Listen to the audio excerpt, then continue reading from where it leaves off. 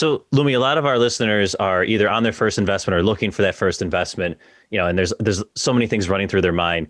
Can you just talk us through one of your first investments and let them know that it wasn't perfect? Like, let's talk through, we don't have to embarrass you here, but let's talk through some of the maybe early pain points and how we overcame those. Great question. So I have several examples. I think one was a failed from start to begin, but I was really green, so I don't think that's the best example. I'm going to give you an example of a 4-flat I bought in 2012. So I already had a number of property. I lost them all in 2010, so I was starting rebuilding, buying new properties. I just, when I lost everything, I remember sitting down and thinking analyzing what I learned from the loss, right? I said, why nobody else went? I mean, a lot of people are going to foreclosure, but not everybody, if you know what I'm saying. Most of the houses that are going to foreclosure are single families, condos, maybe 2 flats. But 3 and 4 units or 5+, they're not that many, if you think about it. They're maybe 1% compared to the rest, 1 for every 100 houses. And noticing this information, I kept looking, and I realized, remembering, I'm not sorry that I lost all this money. I'm sorry that I worked 80-hour weeks for 10 years, and I haven't seen my kids growing up because I was leaving home when they were sleeping. I was coming back when they were sleeping. That's what I was losing. So I realized financial independence was the number one thing. So I started looking at cash flow. That was my first time when I realized cash flow importance, when I realized time is more important than money. Right, but I had to lose all this money and all this time to understand that. So I remember sitting down, talking to the notion of cash flow coming through, and I picked up the phone. I called the lender. FHAs were not done until like 2008, 2009. Not that they were not done, but there were no money down loans. Why would you do an FHA loan, right? With all the paperwork and the headaches. And calling my one of my lender, and I said, hey, I think I got it. I know I have to wait 2 years. But can I buy a 10 unit? And he sat for a second. I mean, he knew that I was bankrupt, foreclosure, short sale, like I have nothing, right? And he says, I thought you were not making money. I said, well, I'm selling $15,000 condos. I make $500 per commission. And he says, well, you are going to need 25% down payment.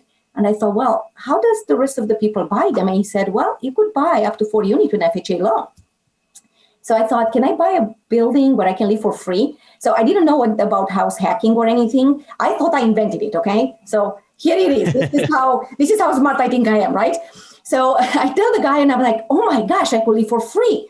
And he says, yeah, you could do that, I guess. I said, well, what do I need? He gives me the list.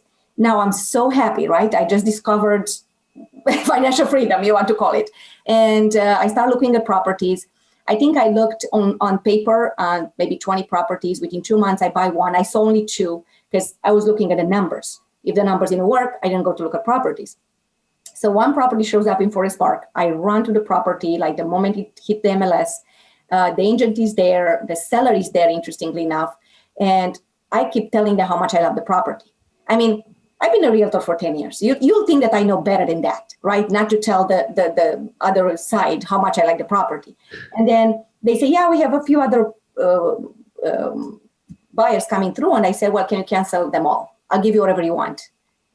And then, I'm saying these things, these words out of my mouth. I'm like, what am I saying? And the guy's like, well, can you make it as is? And I'm like, sure, I want it. Because in my mind, it's the first property that the numbers work, right? So that will precede everything. So I wrote an as-is offer. I write the contract. Actually, we end up giving him over asking price. Then I have the inspection. I discover a lot of issues. They wouldn't negotiate. I had an appraiser. The property does not appraise. I waive my commission to make the numbers work.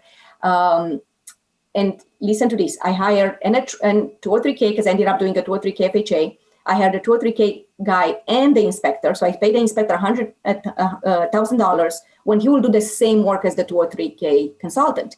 So think about how much money I'm saving right now, my clients, right? Because they don't have to pay twice for anyone. But at that time, I spent $1,000 extra. Then I still don't negotiate anything in an inspection because I'm just afraid that I'm going to lose a deal. I end up bringing cash at closing. And then when we closed, I realized I didn't ask a lot of questions about tenants. I didn't really look at the property the right way. The way I looked at it was like, it's a gold property. The numbers work. So I think I overpaid by tens of thousands of dollars on that property when I bought it. I'll tell you right now, I could have probably gained a lot out of it. Then I end up with the tenant, which I think later on I realized that I think they sold it because of this tenant. She was just a problem tenant. She was calling you every day, 3 times a day. She heard noise in the wall. There was a cat or a mouse, I don't know where. Nobody else in the building hears about it, but she's the one that's the only one hearing. I mean, there are so many issues with this tenant, and I think I learned a lot from that transaction and how to really ask questions, I would say.